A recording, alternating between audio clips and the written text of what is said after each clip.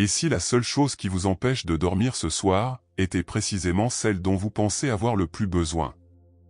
Un maître sage a dit un jour, on ne peut pas remplir une tasse qui est déjà pleine. La plupart des gens passent leur vie entière à porter une tasse si remplie d'inquiétudes, de bruit, de pensées inachevées, qu'il n'y a plus de place pour la paix. Ce soir, nous vidons la tasse. Installez-vous. Laissez votre corps s'enfoncer un peu plus profondément là où vous êtes en ce moment.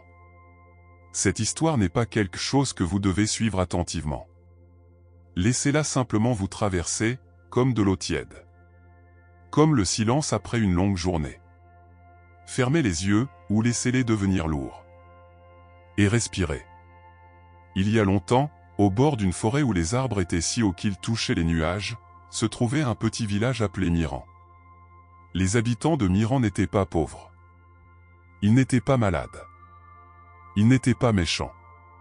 Mais chaque personne dans ce village était fatiguée. Pas le genre de fatigue que le sommeil répare. Une fatigue plus profonde. Celle qui s'installe dans vos épaules, derrière vos yeux, quelque part derrière votre poitrine là où aucun oreiller ne peut atteindre. Ils travaillaient dur. Ils pensaient beaucoup.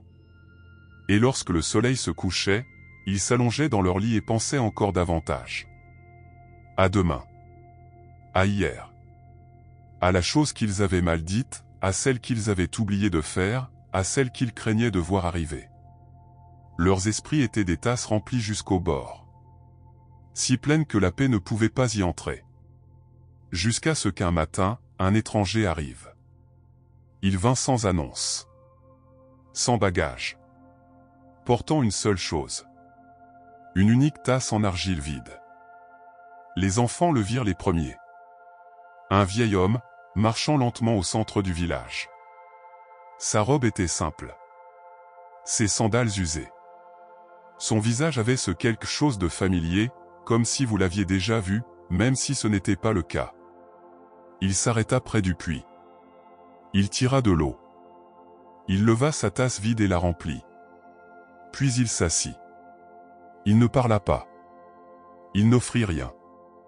Il resta simplement là, sa tasse pleine reposant doucement entre ses deux mains, les yeux à moitié fermés, respirant lentement. Une femme nommée Léna, qui n'avait pas bien dormi depuis 3 ans, l'observait de l'autre côté du chemin. Elle attendait qu'il fasse quelque chose d'intéressant. Il ne fit rien. Il resta simplement assis. Immobile et silencieux. Comme une pierre dans une rivière calme. Après un long moment, elle s'approcha. « Et qui êtes-vous » demanda-t-elle. Le vieil homme leva les yeux. Son regard était chaleureux et très paisible. « Je ne suis personne d'important, dit-il doucement. Juste un homme avec une tasse vide. »« Mais votre tasse est pleine, » répondit-elle. Il sourit. Elle était vide d'abord. Léna s'assit à côté du vieil homme. Elle ne savait pas vraiment pourquoi. Quelque chose dans son immobilité l'attirait, comme une lumière chaude vous attire vers une fenêtre par une nuit froide. « Je n'arrive pas à dormir, » lui dit-elle. « Je sais, » répondit-il. « Ah, comment le savez-vous ?»« Parce que vous portez trop de choses, » dit-il simplement. « Dites-moi. Qu'y a-t-il dans votre tasse en ce moment ?» Elle rit légèrement, confuse. « Je n'ai pas de tasse. »« Tout le monde a une tasse, » dit-il. « Dites-moi ce qu'il y a dans la vôtre. » Elle réfléchit un instant. Puis les mots vinrent. « L'inquiétude pour ma fille. La dispute que j'ai eue la semaine dernière et que je n'ai pas réglée. Le sentiment que je devrais en faire plus. La peur que le temps passe trop vite. La culpabilité pour des choses que je ne peux même plus nommer. » Elle s'arrêta. Ses yeux étaient humides. Le vieil homme hocha lentement la tête. « C'est une tasse très pleine, » dit-il doucement. « Ah, comment la vider » murmura-t-elle. Il ne répondit pas tout de suite. Il regarda la pluie au loin pendant un long moment. Puis, d'une voix si basse qu'elle faillit ne pas l'entendre, il dit « Vous cessez d'essayer de tout porter en même temps. Si cette histoire commence déjà à adoucir quelque chose en vous, vous êtes exactement là où vous devez être. Si vous souhaitez davantage d'histoires comme celle-ci créées pour apaiser votre esprit et vous guider doucement vers le sommeil, pensez à vous abonner. De nouvelles histoires arrivent chaque semaine, pour des nuits comme celle-ci. Maintenant, retournons à Miran. Le lendemain matin, le vieil homme rassembla un petit groupe près du ruisseau. Il plongea la main dans l'eau et en sortit 3 pierres lisses. Il leva la première. « Cette pierre, dit-il, est le passé. » Il la déposa dans sa tasse. Il leva la deuxième. « Cette pierre est le futur. » Il la plaça dans la tasse. Elle devenait lourde maintenant. Il leva la troisième. « Cette pierre est tout ce que vous pensez devoir être, mais que vous croyez ne pas être. » Il la déposa dans la tasse. Il tendit la tasse. Elle était si lourde que son bras trembla légèrement. « C'est ainsi que la plupart des gens portent leur esprit au lit chaque nuit, dit-il doucement. Puis, une à une, il retira les pierres. Il les posa délicatement sur le sol. « Le passé, dit-il en déposant la première pierre, n'a pas besoin que vous le portiez ce soir. Le futur, dit-il en déposant la deuxième pierre, arrivera que vous vous inquiétiez ou non. Et ce que vous pensez devoir être, dit-il en posant soigneusement la dernière pierre, est une histoire. Pas une pierre. » Il leva la tasse vide. La lumière la traversait. Simple. Pure. Ouverte. Maintenant, dit-il, il y a de la place. Il y avait dans le village un vieil homme nommé Sato. Il avait 70 ans et n'avait pas dormi une nuit complète depuis plus de 10 ans. Il avait tout essayé. Des tisanes. Compter sa respiration. Rester parfaitement immobile. Lire jusqu'à ce que ses yeux brûlent. Il avait essayé de lutter contre le sommeil, de poursuivre le sommeil, et même de faire semblant de ne pas avoir besoin de dormir. Rien n'avait fonctionné. Lorsqu'il s'assit enfin avec l'étranger, il croisa les bras et dit, d'un ton qui montrait clairement qu'il n'était pas facilement impressionné. « J'ai entendu tous les conseils possibles. »« Alors vous avez une tasse très pleine, » répondit l'étranger en souriant. « C'est vrai, » dit Sato. « Et je ne crois pas que la vider soit aussi simple que de poser 3 pierres. »« Vous avez raison, » dit l'étranger. « Ce n'est pas simple. » Sato parut surpris. Il s'attendait à ce qu'on lui tienne tête. « Alors qu'est-ce que cela demande ?» demanda-t-il. L'étranger le regarda longuement. « Cela demande la permission, » dit-il. « La permission de qui ? » De vous-même. La plupart des personnes qui ne peuvent pas dormir, poursuivit doucement l'étranger, attendent que le monde devienne assez sûr pour se reposer. Mais le monde ne devient jamais assez sûr. C'est à vous de décider que cette nuit est suffisamment sûre. Pas parfaite. Juste, suffisante. Sato resta longtemps avec ces mots. Cette nuit-là, pour la première fois depuis des années, il s'endormit avant minuit. Il n'avait rien résolu. Il avait simplement posé les pierres. Parmi ceux qui vinrent écouter se trouvait une jeune fille nommée Mia. Elle avait 12 ans et se faisait bien trop de soucis pour quelqu'un d'aussi jeune. Elle s'inquiétait de savoir si elle était assez bien. Si les autres enfants l'aimaient. Si le lendemain tournerait mal d'une manière qu'elle ne pouvait pas prévoir.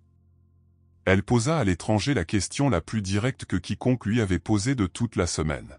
« Est-il possible, dit-elle en le regardant droit dans les yeux, d'éteindre simplement les pensées ?» Il la regarda avec un profond respect. « Non, » répondit-il. Elle sembla presque soulagée par cette réponse. « Alors qu'est-ce qu'on en fait ?» demanda-t-elle. Il lui tendit la tasse vide. « Imagine que tes pensées sont de l'eau, » dit-il. Quand tu essaies d'attraper l'eau avec tes mains, elle se répand partout. Mais si tu tiens une tasse, ouverte et immobile sous l'eau, elle se recueille doucement. Et ensuite, tu peux la poser. Mia prit la tasse. Elle ferma les yeux. Quelque chose changea sur son visage. Les petites lignes d'inquiétude entre ses sourcils s'adoucirent. « Je crois que je comprends, » dit-elle. « Bien, » répondit l'étranger. « Maintenant, pose la tasse et repose-toi. Lors de sa dernière soirée à Miran, l'étranger s'assit seul près du feu. Un à un, les habitants du village vinrent s'asseoir à ses côtés. Non pas pour poser des questions. Simplement pour être là. Léna vint. Elle avait dormi 3 nuits d'affilée désormais.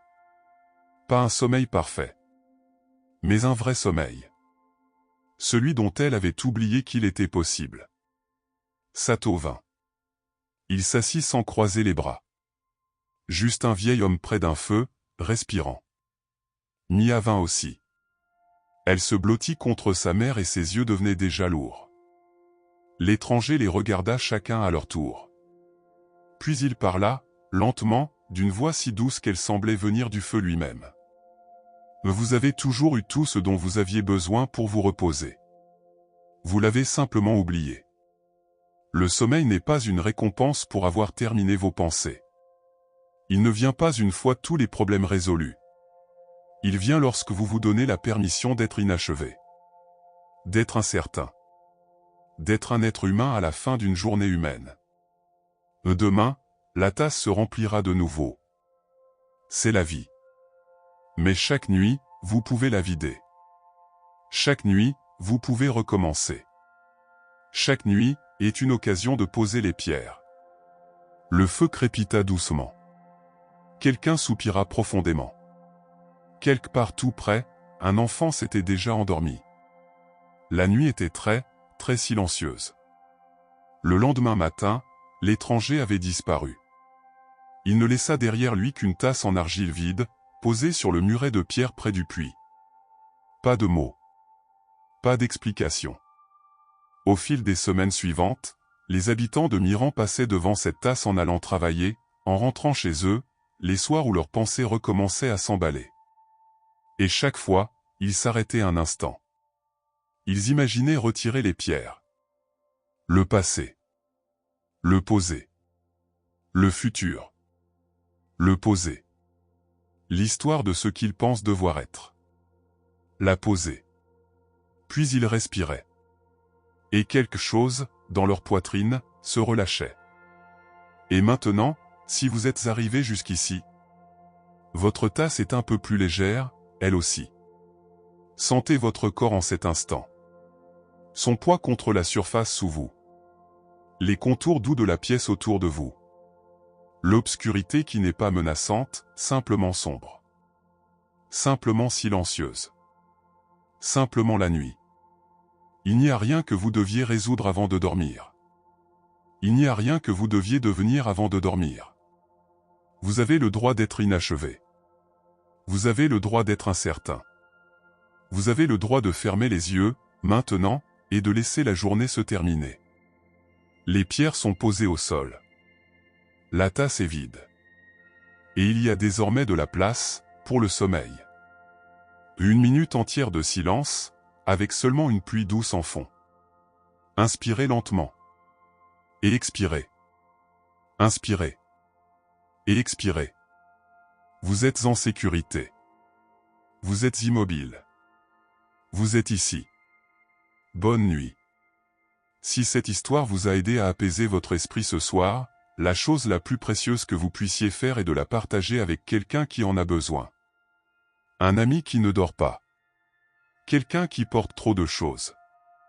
Et si vous souhaitez faire de cela un rituel du soir, une nouvelle histoire zen chaque semaine, créée pour vider votre tasse et vous accompagner vers le repos, abonnez-vous à cette chaîne.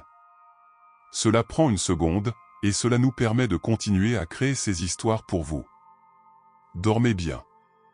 Votre tasse est vide. Et c'est exactement ainsi que cela doit être.